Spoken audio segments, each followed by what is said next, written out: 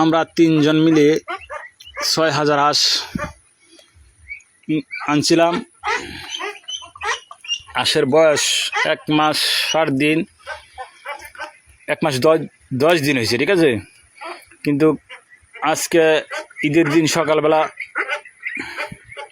আইসা দেখি হাঁসের এই অবস্থা, ঠিক আছে। দর দর করে যাইতেছে গা, প্রায় 2000-এর মতো মরে গেছে গা, 6000-এর মধ্যে আজকেই।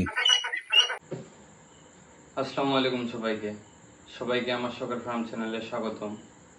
তো যারা আমার চ্যানেলে নতুন, অবশ্যই আমার চ্যানেলটি সাবস্ক্রাইব করে দিবেন, তাহলে নেক্সটে আপনারা আমার ভিডিওটি পাবেন আমি কোনো ভিডিও আপলোড করলে। তাই অবশ্যই সাবস্ক্রাইব করে আমার পাশে থাকবেন। আর যারা আমার সাবস্ক্রাইবার আছেন তাদেরকে অনেক অনেক ধন্যবাদ। তো চলেন ভিডিওটি শুরু করি। তো আপনারা দেখতে পারলেন যে হাঁসগুলো কীভাবে মারা যাচ্ছে খামারি ভাইটি। তার অনেক ক্ষতি হয়ে গেছে, তো সবাই তার জন্য দোয়া করবেন। আর ভিডিওটির মেন বিষয় হলো যেটা, যে আপনাদের হাঁস এভাবে মারা গেলে করণীয় কী, আর মারা যেন না যায় তার করণীয় কী।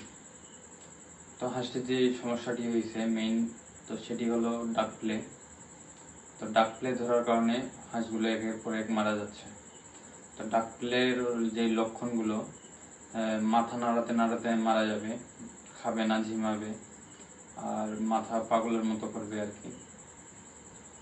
তো আপনাদের ডাক প্লে হওয়ার আগে আপনাদের করণীয় হলো, বাচ্চা আনার প্রথম দিকে আপনারা অবশ্যই অ্যান্টিবায়োটিক ডোজগুলো করে নেবেন। আর যে মেইন বিষয়টি হলো 18 থেকে 21 দিনের মাথায় আপনাকে ডাক প্লে প্রথম ভ্যাকসিনটি করতে হবে।